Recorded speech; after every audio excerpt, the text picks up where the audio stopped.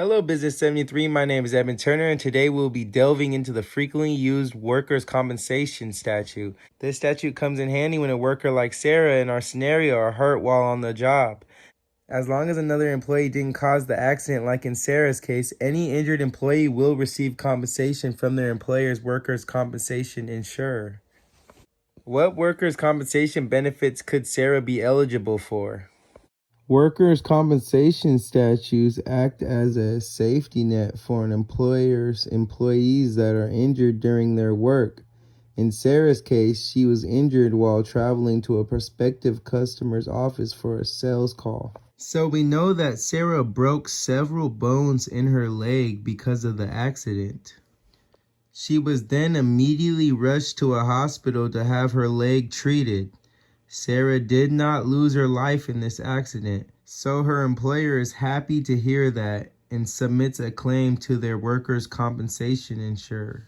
Even before the employer submits the claim, workers' compensation statutes come into effect immediately, paying for all her hospital bills, medical expenses, all rehabilitation, every doctor visit, and even all her medication costs. So you can see how much the statute can come in handy in times of need.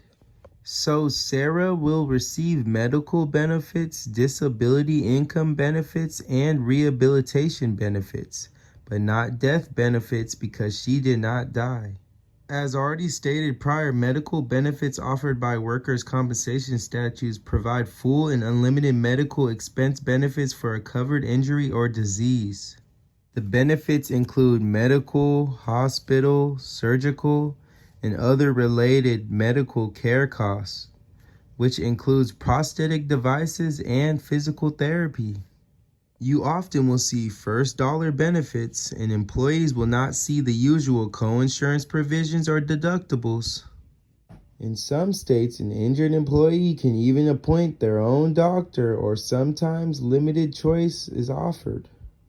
Next, disability income benefits use 4 disability classifications. Temporary partial disability refers to a disability that was caused at work, an injury or disease that temporarily prevents 30 days to 60 days a worker from working up to 100% of their ability level.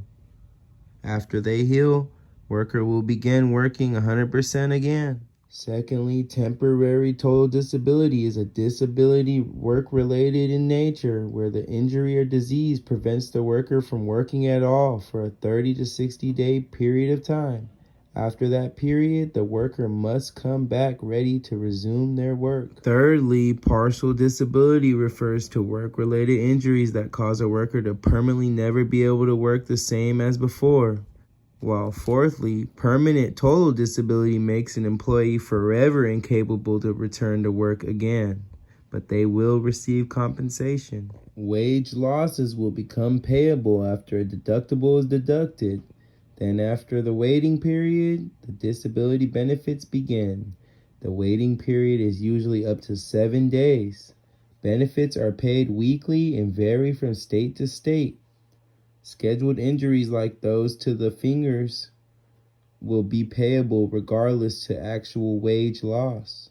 Rehabilitation benefits is required to pay for expenses for complete medical treatment and medical rehabilitation. In some states, vocational rehabilitation is required by law. Maintenance allowances will be paid out as extra compensation to injured workers during rehabilitation.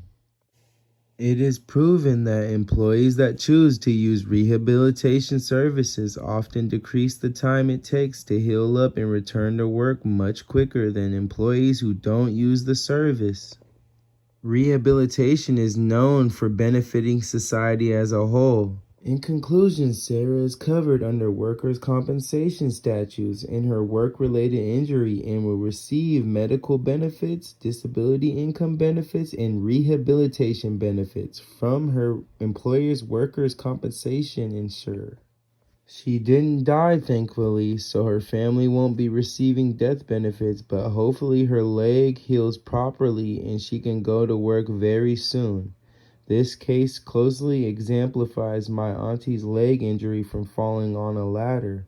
After 18 surgeries, her leg has never been the same, and the doctors never did their job. They put her on countless medication that didn't help heal her leg. She wasn't able to be as active as she was prior, and it led to her gaining weight and not being happy with herself because she couldn't walk as many times as she wanted to a day as she used to. The overall outcome of the situation was she ended up getting a doctor that didn't have her best interest in mind, and in the long run she ended up having to do 18 surgeries, and her leg is still not fixed to this very day. In many cases, permanent total disability can occur, but at least workers are forced to have an insurer that ensures employees who are injured on the job get paid.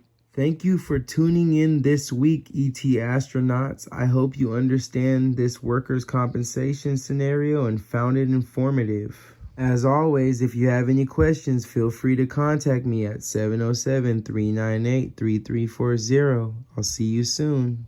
Bye, y'all.